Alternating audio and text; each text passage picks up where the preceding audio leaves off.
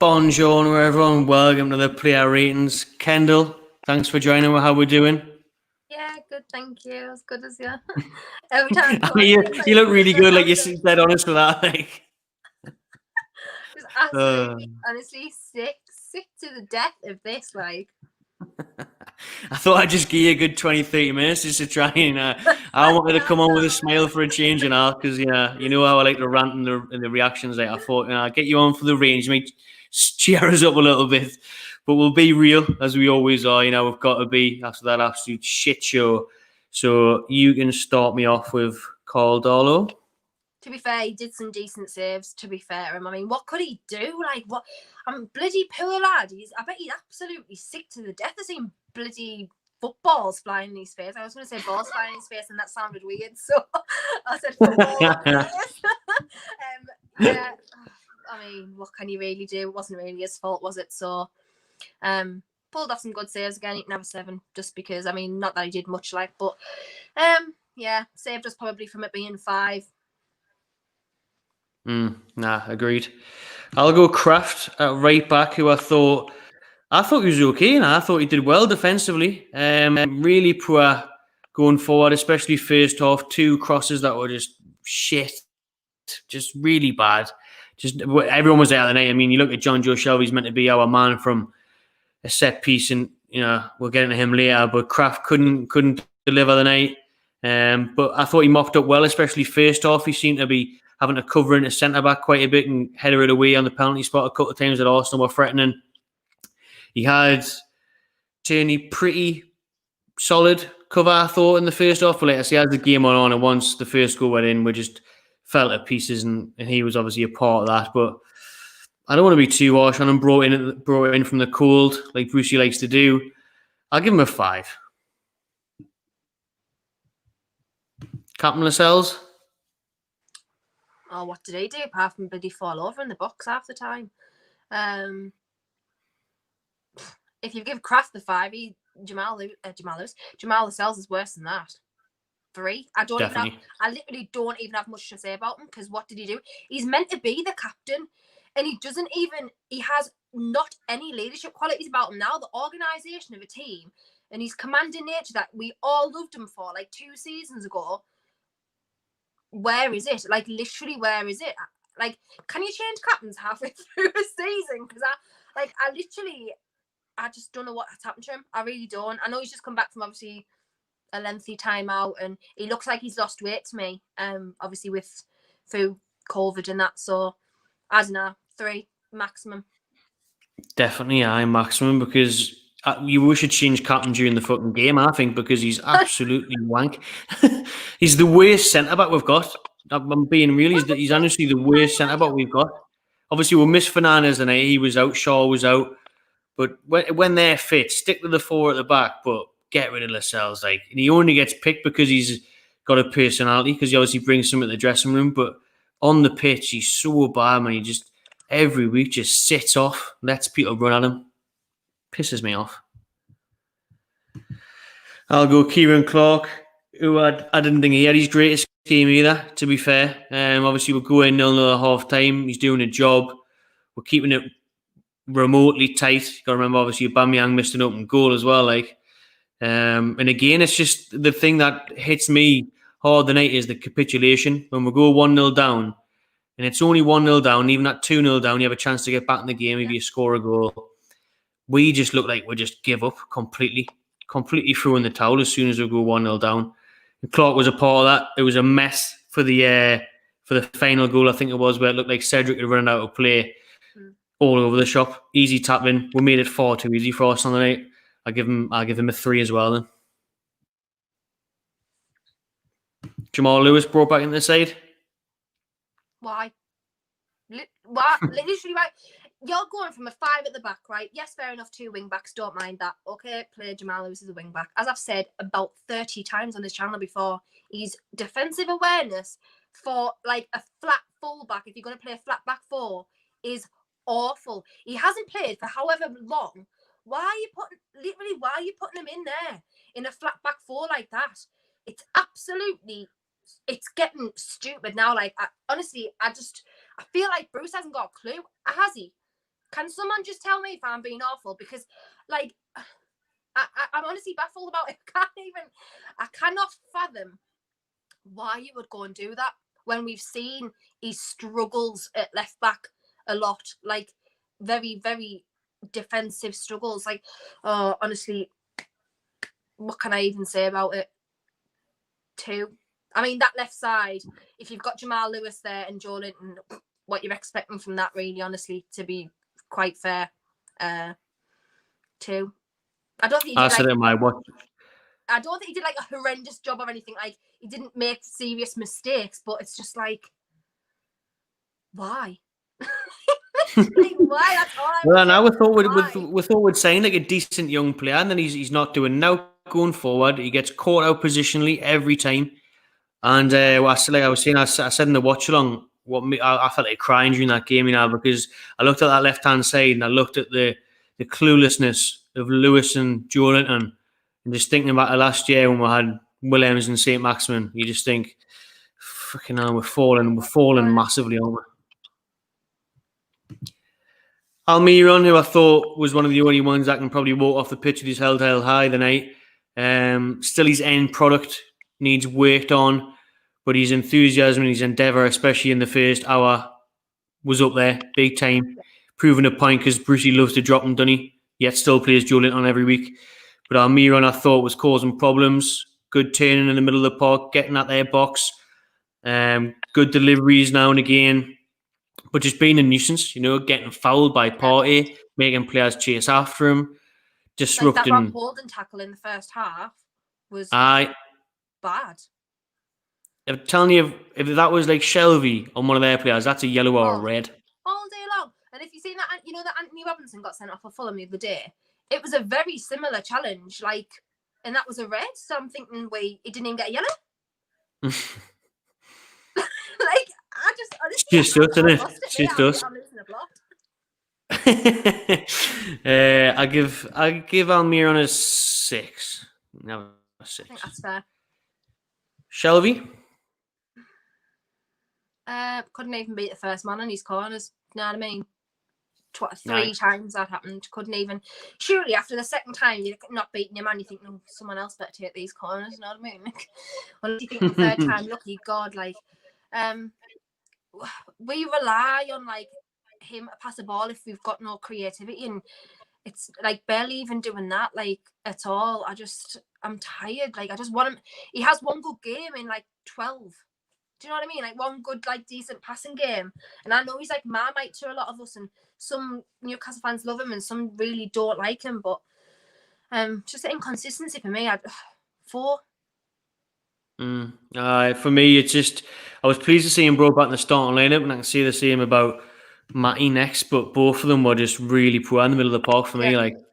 Shelvey, the odd moment in the first 20-30 minutes, but when we're talking about a bit more forward passing than what we've seen in usual weeks, but we're just bedded back into that. Bedded back into no creativity in the middle of the park. I thought Matty had a really quiet game, really poor. There was even one moment where I can't remember who it was for Arsenal on the edge of the area, and he just totally pulled out the challenge. You don't expect that from a local lad, especially. Should be playing his heart out. That's what we love about him. He didn't get up and down the day at all. Didn't get on the ball enough. Really quiet performance. You can have a 2. Yeah, I was probably being generous with Shelvey just because I feel I was glad that he was back, but yeah, very poor again. Very poor.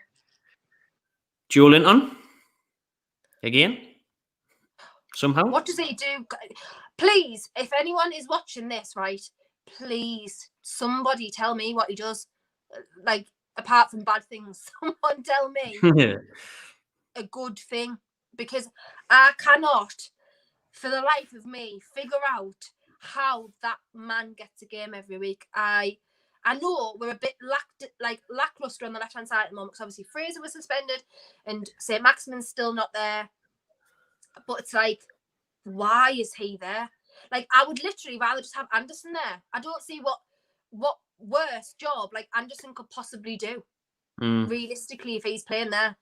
Well, or Richie, for example. I don't even know where he was, but Richie, do you know what I mean? Just somebody else. please, because he just doesn't do anything good. He pulls out challenges. He doesn't want the ball. He's like nowhere near intercepting any passing. His first touch is like a bloody shot. Oh, honestly, he can have a 2, because I don't think he was like worse than Matty, for example. But he's just, oh God, man.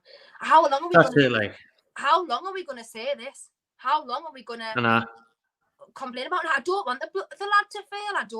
Honestly, more than anyone, we want him to do well. But he's had like 18 months or however long. Do you know what I mean? Like, it's just getting a bit silly now. And I know you can probably argue that, like, obviously the system and Bruce and that's rubbish, but like, one thing, like.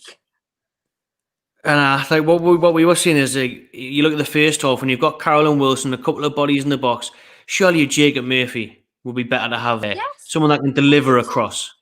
You know, we've seen what Murphy can do this season with balls in the box for Gale against West Brom, for example. Like, what's he offering? What's the point in Joelinton? Like, I want him to do well, and a lovely bloke and that, you know what I mean? But he's not good enough, man. He's not offering enough to this team. He loses the ball. He doesn't offer a threat going forward. There was times of the day where he was just jogging back and out and barely jogging.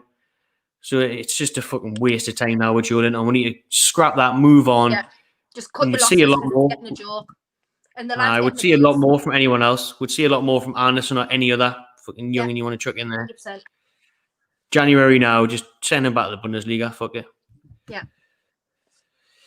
Andy Carroll, he was doing what he was asked of him in the early stages, where Darlow was just pumping balls up and flicking onto Wilson. He was winning every header. He had a shot that he pulled wide, I remember, at the start of the second half. Didn't quite have the impact that we want him to have, I don't think.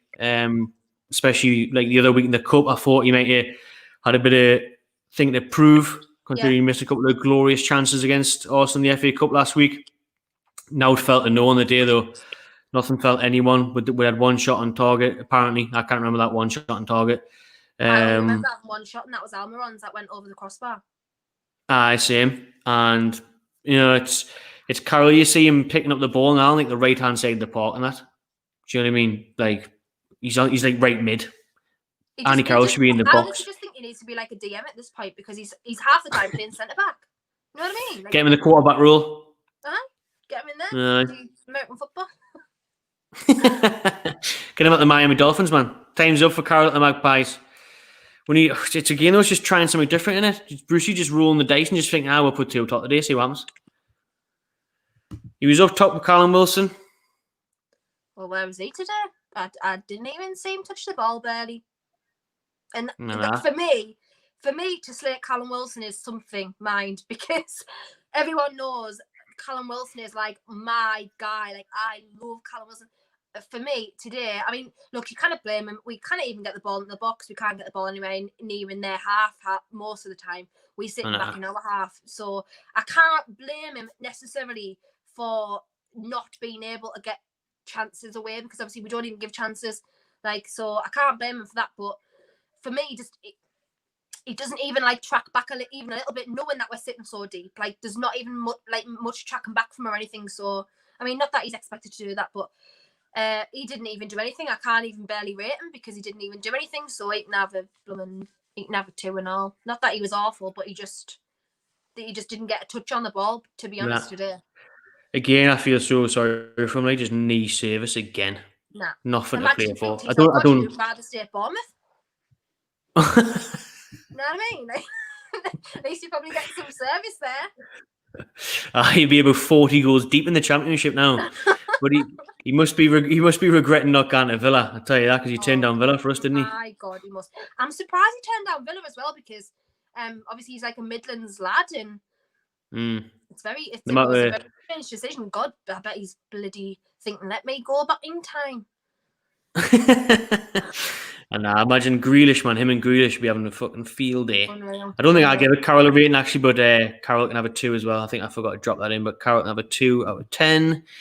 Jacob Murphy, I mean, we'll just rifle through these subs, I think, because none of them even touched the ball, because as soon as we went 1-0 down, nobody touched the ball. Murphy can have a 4. I think I've seen him on the right-hand side take a couple of players on, but came to nothing. Jeff Hendrick came on with about 12 minutes to go. What did he do? Why would you bring Jeff Hendrick on when you're 3-0 down? You're 3-0 down. I'll tell you what we'll do. We'll bring on Hendrick. Putting Hendrick on. Like, do you know what I mean? It's just, it's unbelievable. You've got to laugh, otherwise you'd cry. Honestly, oh, God. One? Did he even do anything? Did he touch the ball? You can have a one, fuck it. And then Anderson, he did actually have a neat bit of footwork in their box. But again, bringing him on with 3 minutes to go, fucks the point. What you got to lose when you're 3-0 down, when you're 2-0 down, when you're 1-0 down. Bring on Anderson. Could maybe change something. He's not going to be any worse or less of an impact than Joelinton did the night, Matty Longstaff the night. I give Anderson can have a 5. Fuck it, a young lad in his debut. All the best to him. Steve Bruce, take us away, Kendall. Gloves are off. What happened tonight? The gloves are off. What happened? Like friggin' pants are down, you absolute clip. Bloody hell. I was sick, honestly. I'm sick of these shitty excuses. And do you know what it is? I swear to God, I haven't even watched his post-match because I don't even want to depress myself further with that.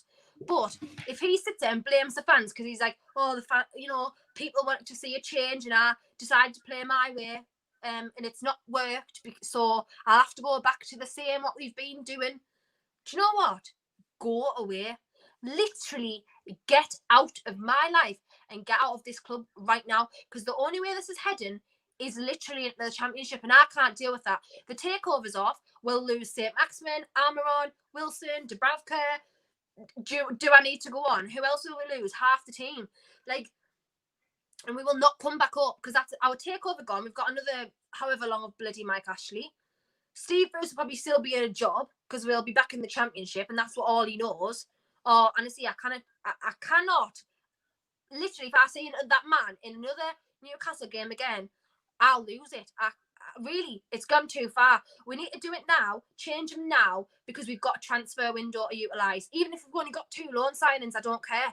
If you let this transfer window pass by, and then you do a McLaren where you sack him in March, and there's not enough time to save us, there's not a transfer window to utilise till the summer when you're already down, well, that's just it for us, isn't it, really? And this squad, on paper, should be nowhere near the relegation zone. Nowhere near. You've had 100 million to spend, and you're worse than what you were. How's that like? Literally, how is that?